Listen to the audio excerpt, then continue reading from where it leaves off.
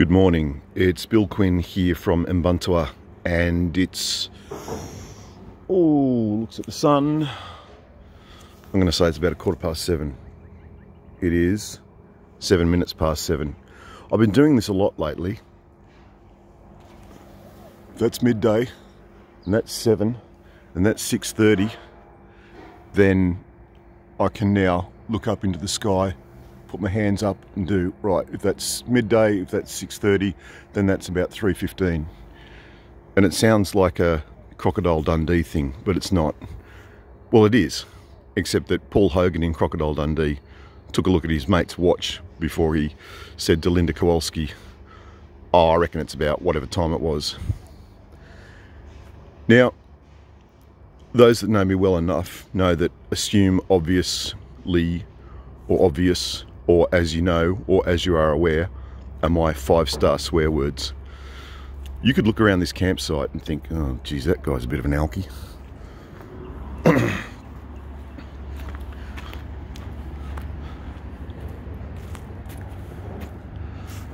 There's beer cans and UDL cans at the bottom of that box. Most of those came from the side of the highway, just north of Catherine, from about 4 or 5 days ago, when I stopped to put a shirt on one of the termite mounds, and I saw all these cans lying around, and I thought, well, I can clean that up pretty quickly, and there's $1. Not for me, it'll go to some charity or organisation around here rather than me. I don't have the first dollar I owned, but I know well enough how to look after my money. And I know that there are others that could use $1 more than I can. I walked back in here last night at about 9:30, 10 o'clock. Not sober as a judge, but with a clear head. And I had one drink at the bar, and I walked in about 9 o'clock. It was 9 o'clock. No, whatever time, doesn't matter. Details. I walked in, and M full stop, the lovely bar person, said, "Oh, you're here just in time for last drinks." And whatever time it was about an hour and a half earlier than they closed the bar the previous night. But the previous night, massive school group in, and they kept the bar open for much longer. When I say school group, we're talking teachers. They'd had a huge French night at one of the schools. I didn't ask which one. And that happened. Following the birds. Many years ago, I saw or read something that was along the lines of, you know what, if you get up first thing in the morning and you reach for your device, or if you reach for a cigarette or a cup of coffee, you're probably not getting your day off to the best start. So the first thing I did when I woke up and came to the surface was grab one of these bottles and had a big long drink of water and melaleuca and lemon and garlic, because that's just the way I roll. So there's that.